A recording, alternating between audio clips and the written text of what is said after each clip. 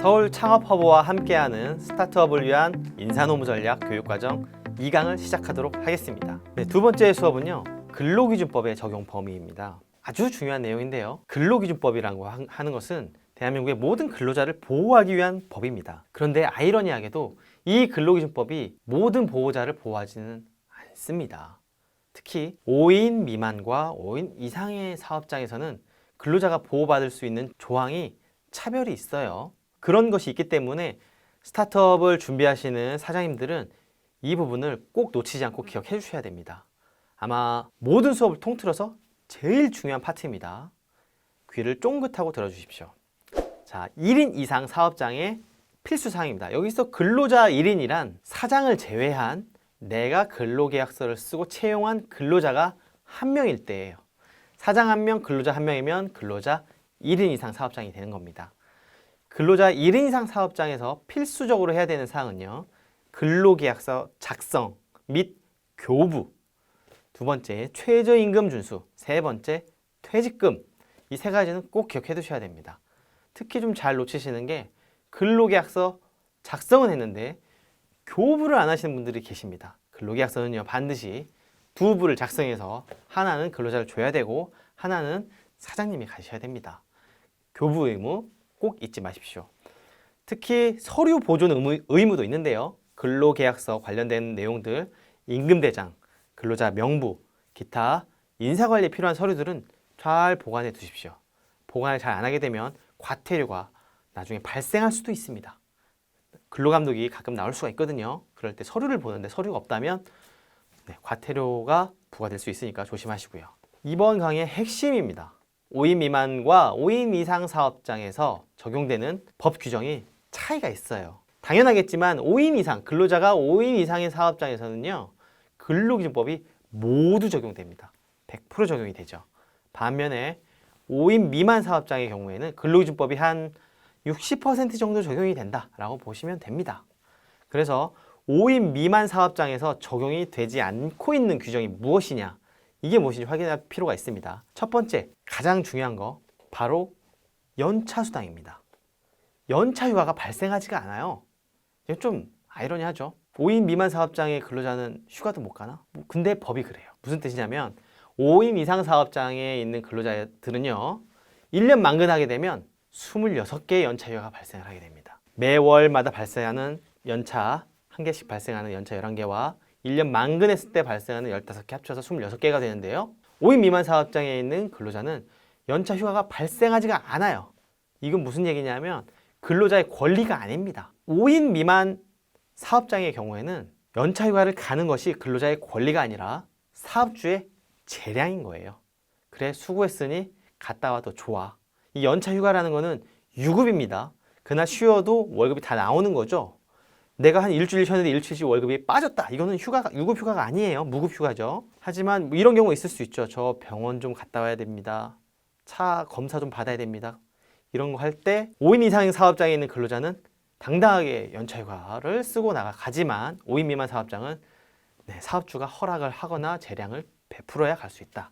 큰 차이점이 있습니다. 또 하나는 이거 좀 제가 좀 의아한 부분인데 생육아가 적용되지 않습니다. 대한민국의 여성은 평등한데 5인 미만 사업장에서 일하는 여성과 5인 이상 사업장에서 일하는 여성은 좀 다릅니다. 생육아가 적용되지 않습니다. 근데 생육아는 무급휴가예요. 무급휴가이기 때문에 제가 하루 쉬겠습니다 그러면 그 하루치 월급이 빠집니다. 근데 이건 청구하면 보내줘야 돼요. 5인 이상 사업장은. 5인 미만 사업장은 권리가 없다. 또 하나, 5인 미만 사업장에 적용되지 않는 게 연장, 야간, 휴일 근로 수당입니다. 여기 적용되지 않습니다. 대체로 아시는 분들이 연장 근로 하면은 1.5배 줘야 되는 거 아니야? 0.5배 받아야 된다. 휴일 근로 0.5배 받아야 된다. 알고 계시죠? 5인 미만 사업장에서는 이 1.5배가 없습니다. 하지만 1.5배가 없다는 건지 일은 줘야 됩니다. 무슨 뜻이냐면 휴일에 나와서 근로를 했어요. 그래도 돈을 안 주는 건 아니에요. 8시간 일했으면 8시간치를 줘야 되지 12시간 0.5 붙여서 그렇게 주는 건 아니라는 말씀이에요. 그리고 또 하나, 저희들이 보기에 제일 중요한 것 중에 하나는 해고의 제한, 정당한 이유 없는 해고의 제한을 적용받지가 않아요. 얘기는 뭐냐면 우리가 해고를 당하게 되면 근로자분들이 노동위원회에다가 부당해고 구제 신청이라는 걸 할 수가 있어요. 소송이 아닙니다. 노동위원회는 행정부예요. 행정기관에 나 부당하게 해고당했어. 구제해줘라는 거를 거의 비용이 들어가지 않게 할 수 있습니다. 국선노무사의 경우에는 월급이 250만 원 미만인 근로자인 경우에 노동위원회에서 국선노무사를 붙여서 무료로 대리를 할 수가 있어요. 권리구제를 받을 수가 있죠. 그런데 5인 미만 사업장에서 일하는 근로자분들은 해고를 당하면 이 노동위원회를 갈 수가 없어요. 노동위원회에서는 이 5인 미만 사업장에 대해서는 서비스를 해주질 않습니다. 적용 범위가 달라서 그렇습니다. 그러면 5인 미만 사업장에서는 부당해고를 당하면 어떻게 해야 되느냐? 소송을 가야 돼요. 소송을 가야 됩니다. 해고 무효 확인 소송이라고. 소송은 비용이 많이 들죠. 변호사 비용, 소송 비용이 많이 들고 시간도 오래 걸립니다. 이길 수 있으리라는 보장도 없고요.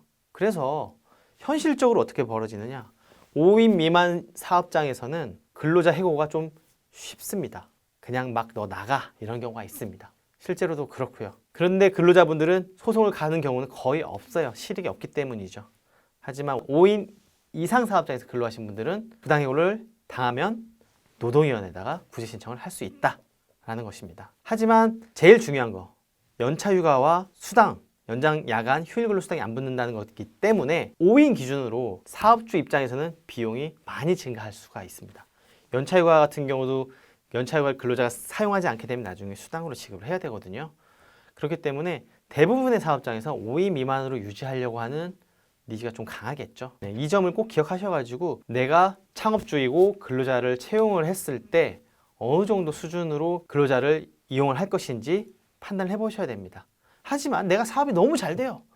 그럴 때는 뭐 근로자를 많이 채용을 해야 되겠죠. 5인 미만과 5인 이상을 산정하는 기준이 따로 있습니다. 여기서 대표자는 제외합니다. 대표자를 제외하고 근로자를 뽑는데 1개월간 평균이 5인 이상인지를 봅니다. 어느 때는 3명, 어느 때는 4명, 이때는 뭐 아르바이트도 들어가고 다 들어가거든요. 그럴 때 평균을 내서 5인 이상인지 5인 미만인지를 따지고요.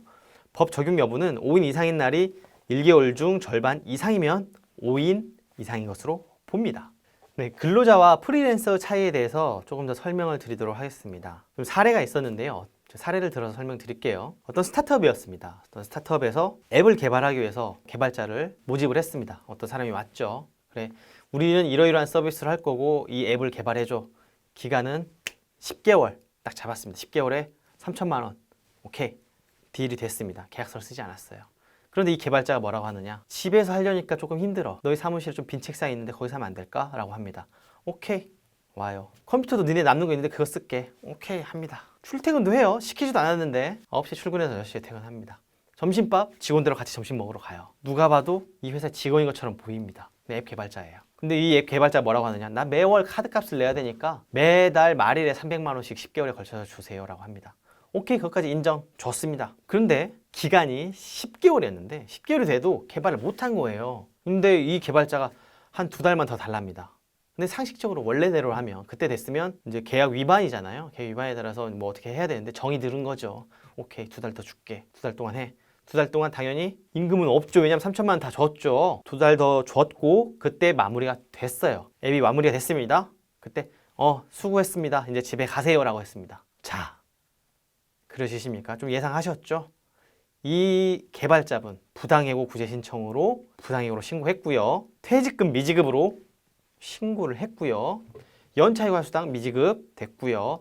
서명근로계약서 미작성 했고요. 여기서 끝이 아닙니다. 4대 보험 미가입으로 또 신고해서 4대 보험료까지 다 청구받았습니다. 왜 이런 일이 벌어졌을까요? 근로자와 프리랜서의 차이를 사장님이 제대로 잘 알고 계셨어야 됐고 명확하게 구분해서 근로계약서를 썼어야만 합니다. 근로자는요, 정해진 고정급이 있으면 실무적으로는 100% 근로자로 봅니다. 매월 따박따박 300만 원씩 꽂혔다.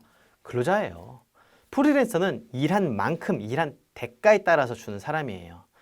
근데 매월 줄 수는 있겠죠. 하지만 우리 공사 대금 같은 경우 그렇게 지불하거든요. 공사 진척 상황에 따라서 대금을 중도에 지불하기도 하는데 그런 것처럼 앱 개발 진척에 따라서 좀 차별적으로 뒀다라면 프리랜서로 보일 수도 있었을 거예요.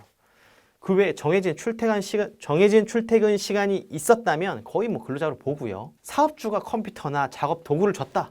거의 근로자로 인정받을 가능성이 높습니다. 여기서 중요한 점, 3.3%만 뗐다. 이러면 근로자 아니다. 4대 보험 가입 안 했다. 우리 고용보험 가입 안 했다. 이러면 근로자 아니다라고 주장하시는 분들이 많은데 절대 그렇지 않습니다. 그것만 가지고는 근로자다 아니다를 판단하지 않아요.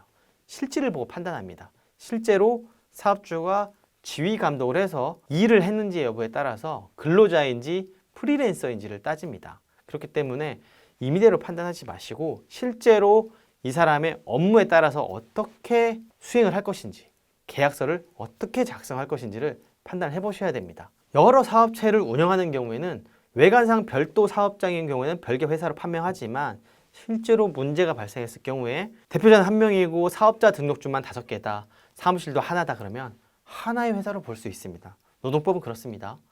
형식보다 실질을 보기 때문에 실질에 따라서 5인 미만 사업장으로 여러 가지 사업자 등록증을 나눠서 쪼개 놨다고 하더라도 한 사무실에서 같이 일을 했고 업무의 구분이 안 되어 있다라고 주장한다면 하나의 사업장으로 판단될 여지가 있습니다. 이러한 사건들을 좀 잘 보셨다면 내가 어떤 식으로 사업을 운영해야 되겠다. 처음에 창업을 하고 성장해 나가면서 어떻게 내가 이 사업체를 운영을 해 나가야 되겠다라는 것이 조금씩 개념이 잡히실 것 같아요. 물론 재무, 기획 전략 등이 매우 중요합니다. 하지만 우리 스타트업 같은 경우는 내가 인력을 가지고 운영을 하는 경우가 굉장히 많거든요. 그런 사람 관리, 인력 관리, 노무 관리에 대해서 꼭 잘 알고 계셔야 추후에 분쟁을 예방하실 수가 있을 것 같습니다. 특히 오늘 알려드렸던 5인 이상에 적용되는 규정과 5인 미만에 적용되는 노동법 규정을 잘 기억해 두시고요. 깜빡해서 놓쳤다 그러면 노동법 위반이 될 수 있으니까 위반 사항이 발생하지 않도록 유의해 주셨으면 좋겠습니다. 네, 이것으로 두 번째 강의를 마치고요. 다음번에는 소규모 사업장에서 꼭 지켜야 되는 3대 체크 포인트에 대해서 알려드리도록 하겠습니다. 감사합니다.